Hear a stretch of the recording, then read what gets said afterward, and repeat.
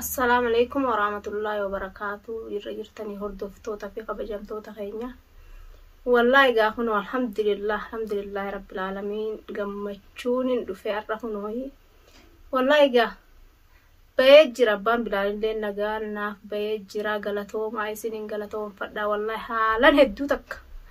تنكمتني جرتني سنلي والله ندرر ركتني بقى قمني ولمانو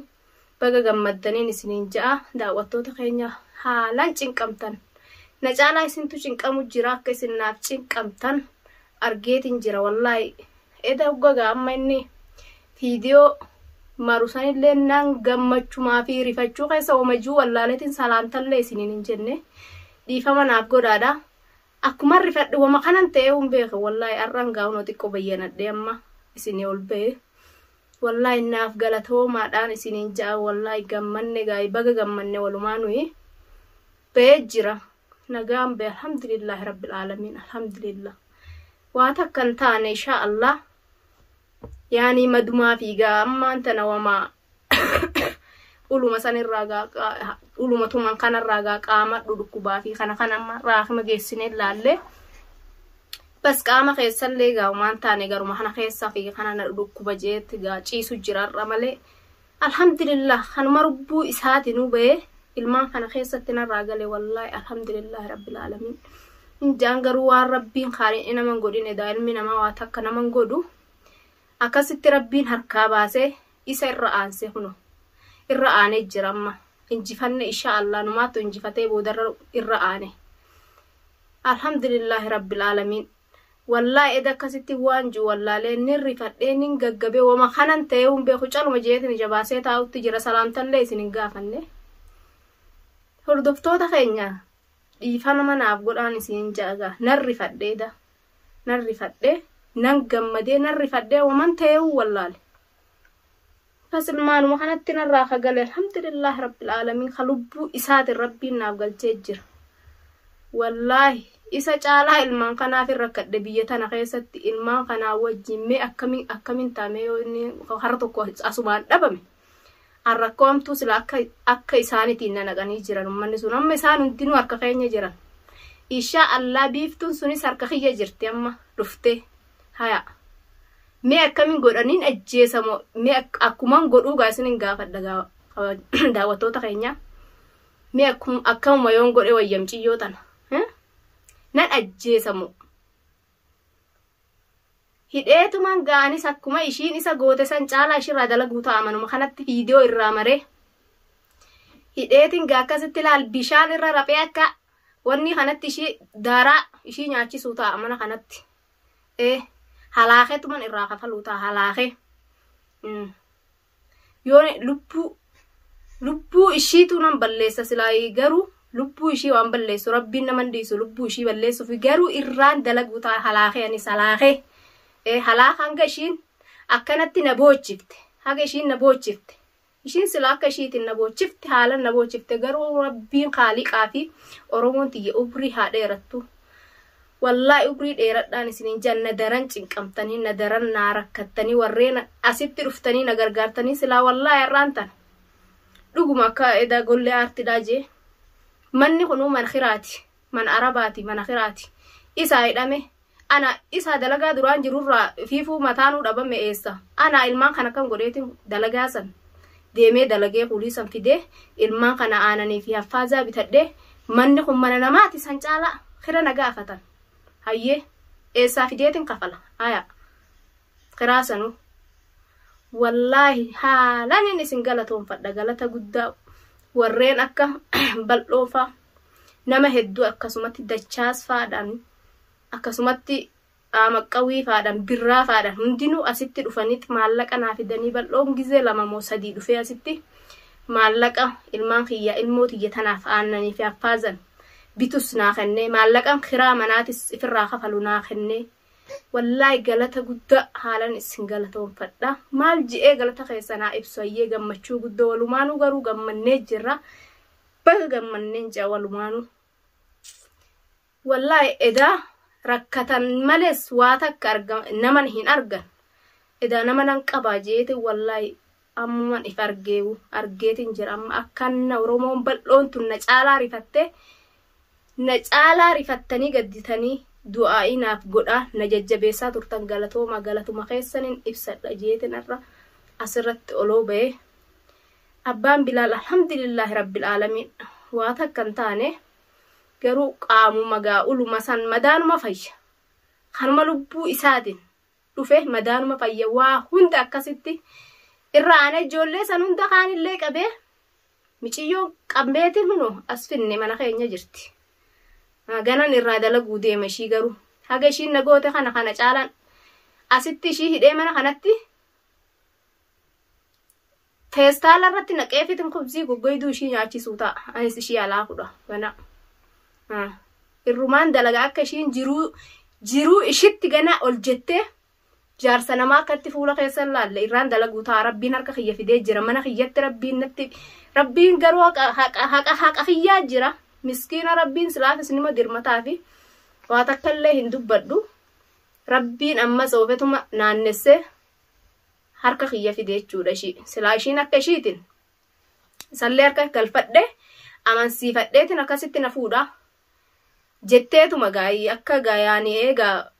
fiddee ammas of bira fiddee na fuutamu eegaa nafsin fuudha jee akkasitti waa hunda hayyee jeeni akkasitti if bira fiddee akkasitti gaa qabee ishis qabee waan meeshaa ishiin gaa sibiila ishiin isaan fuusifte san hunda irraa fuudhee akkasitti amma isa harka irra sunis walaa yuutuubni ishii harka kiyya jira natti kannee jira abbaan Bilaal fidee telefoona ishii kaisaatu irraa fuutee akkasitti telefoona isaallee nu dhageessisuu nu kutteemte amma kaishiitu harka keenya irraa ishiinillee harka keenya jirti lubbuun ishillee harka keenya jirti garuu lubbuu namaa takka Oromoo gaa ishiinis Oromuman sagaayii insha Allah rabbumaa jallise lubbuu ishii balleessuuf rabbiin na gaafataan lubbuu ishiitiin balleessa waan jiru garuu halaakeetiin addunyaa kana gubbatti ishii halaakee wallahi ijaa'u silaa keessaan guura miciyyootan garuu akka ishiin nagoote waa ishiin godhani ishii hidheetu mana kanatti ishii halaakee dalayduu mana kanaa ishii godhatu ta'a hanga ishiin nagoote kana dalayduu mana kanaa ishii godheetin asitti ishii dalaysiisuu ishii ta'a garuu ishiin silaa jaarsa namaatiin heerumettee xinuu ol baatee kanatti kana hunda dalaydee miti insha Allah Oromoo rabbiin haa jiraachisu rabbii umrii dheertu fayyaa bal'oo rabbiin isiniif haa kennu isiniin ja Oromootiyya wallahi galatooma waan isiniin juun qabu galata guddaa nadaran cinqamtanii nadaran yaaddottanii naafillee isaafillee cinqamtanii akkasitti isallee naaf baaftanii anillee nadararamtanii na gargaartanii akkasitti isaan na eeydan jechuu silaa arra mana kana keessa unjiru mana kana keessa ube bakkan isallee wala garru arabni nu mana eega mana arabaati keessa ganna baasa jechuu odoo Oromoon tun jiraatte na bira dhaabbatu baatte arra shaararratti beeyanillee shaararratti gaa baane walumaanu ganaa bakkatti oloo seennu qabnu jechuudha ni rakkanna ganaadha garuu Oromoon haa jiraattu alhamdulillahi rabbil alamin waanin jiru hin beeku gammachuu keessa wallahi haalan hin gammade isinillee baga gammaddanii isiniin jaa walumaanuu gaa miciyyoo tana waan naan jettan naan jaame akkan ishii godhu akkamin godha akkam hoon godhe wayya dhiiroo asuma keessatti ishii halaakee manuma kana keessatti ishii halaakee ishii teessisee dalayduu mana kanaa ishii godhamu ija keessaa guuree ishii gallakkisamu mee akka ishiin nagoote kun gaa haala ishiin nama goote kun nagoote kun arra Oromoon akkana waa waliin gootu haala badaadha haala akkana namni ilmi namaa tokko akkana waliin godhu garuu akka ishiin nagoote haala badaadha akkuma ishiin nagoote kana daranin godhee ishirraa hafalaasti mana kanatti ija ishii keessaa guureetiin ishii bassee yoon taan ballaa raddarra ishii gallakkisa yoo taan ammoo asumattiin ishii dalayduu mana kanaa ishii godha jechuu insha Allah rabbii harka kiyya fide irraan dalaguu taa ishii alhamdulillah rabbil alamin garuu abbaan Bilaal nagaan naagalee jira ilmaan kanatti abbaan Bilaal ka ishii fuudhulleen hin jiru ishiin ammoo ta ishirraa gattuftee jirti ijoollee sanis nama meeqa nama kudhammoo nama meeqa gaanjee kachitti natuman nam kudhamni gaanjee immoo namni mana kanaa isa fuudhee isa dabarse guyyaa san nama 3 inni ogoshii fidanii jan tokko akkasitti gaa booda yaabsisee tokkicha san fichisiise isuma kaameeraa qabsiisee akkasitti viidiyoo san irraa mareechuu shirraa isinni sunis qabame nu harka jira hunda takka takkatti yaamu ta'a ijoollee lameen sanis kaantu fiduudhaa ta'a amma ni fida isaanis manuma kanatti irraa dalaguudhaa teenya haga isa irra godhan san akka isaan isa itti hidhanii akkasitti harka isaa ciranii madeessanii akkasitti harka isaa akka ibiddaan gubanii fakkaatu kana daran isaan gubuu teenya mana kanatti isaanis garuu rabbiin gaala jazaan gaa ta durni turtii amma harka irratti janii akkasitti deebitee jechuudha. Inshallah yoo ati dabaan namatti deemuu baattee haqumaan deemte rabbiin si gubbaa jira. Rabbiin si booda jira waa hundanuma injifatta balaa hundanuma injifatta. Inshallah rabbiin si booda jira. Garuu akka ishiitiin gaashin yaani yoo inni na fuudhuu dide isanuma dhabamsiisa jetteen niyyatteen sagaaye. Sin fuudha jennaan hingaa akkasitti fidaa jetteen ituma fichisiifte gaawii akkasitti qabee jechuudha. Wanni akka ishiin goote sunii fi wanni ishiin isaan itti dalayde sun guutuun hara isaa deebite jechuudha. Rabbii bira jira waan dabaan namatti hin deebineef dabaan hoo namatti deemuu baatte inshallah waa hundanuma injifatta waa hunda irma aanta inshallah anis rabbiin ishiin harka fide mookamoo feekunoo mana kiyyatti na harka fide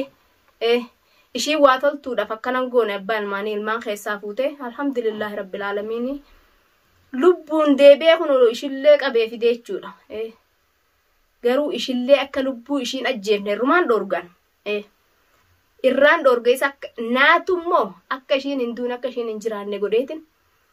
asitti ishii caccabsee ishii teessisa naamusaan gadoo ishii teessisaa fincaanifillee laalu fincaanillee boobbotti fincaa ishiidhan jee jechuudha. Ishii godhuudhaa ta'a akka ishiin isa goota kana daran naaturraa kafala dhala akka tiyyaatii mitiiree ishiin anaaturraa dalagee ishiirraa kafala. Garuu isin naaf galatoomaan isiniin ja'a Oromoo tiyya bal'oo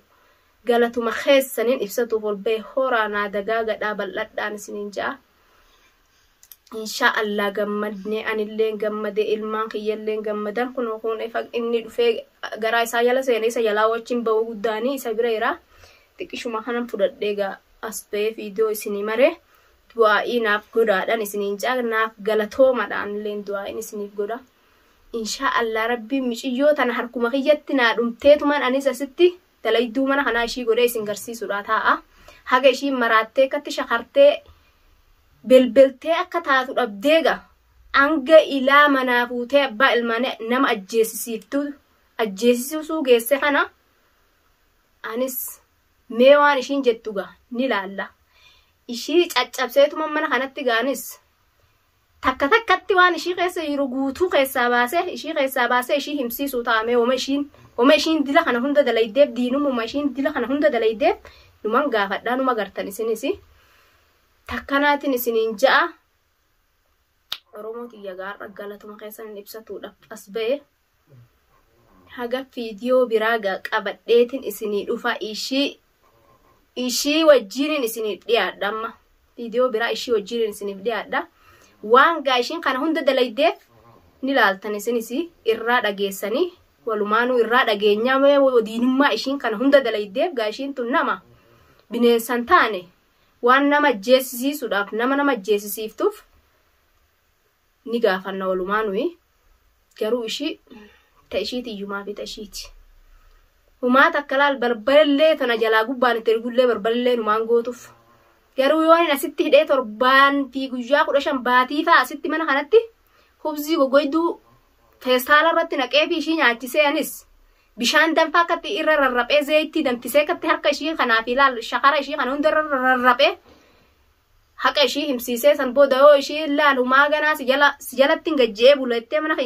kiyya keessatti dalayduu taatee jiraatu teessi ishiin inshallah. Ninja Oromoo tiyya isiniin jaaladha. Haalan isin jaalaluma isin akkatti naa daran maraattanii naaf cinqamtanii tanuman ibsatuudhaaf har'a wallahi galatuma keessan kanan ibsatuudhaaf ol ba'ee waan hin juullee wallaaleetiin jira. Garuu ammaan tan abbaan Bilaal alhamdulillah rabbil aalamiin wayyaadha har'aan tan innillee na wajjin asitti argamuu as hin dandeenye akima geessite naa himaa fide garaa kana keessan na dhukkuba jaagaanii dhidhiitanii fi gaa bakka isaan dhaan kana ni bilchaate qaama bilchaate ciisutti jira. أما قاترمان إسني قالت إسني هما جيتن قالتهم خيجي خنان قالتهم خيسن خنان إسني قلت شجاي إن شاء الله جزاء تيسنا خفلي في تنطلو إن شاء الله ربي خالقني جزاء إسني فاخفلو إن شاء الله ربي نبود جرا إسني اللي ربي سنبرا حاجراتو دعاء مناف قرآن سنين جاء السلام عليكم ورحمة الله وبركاته.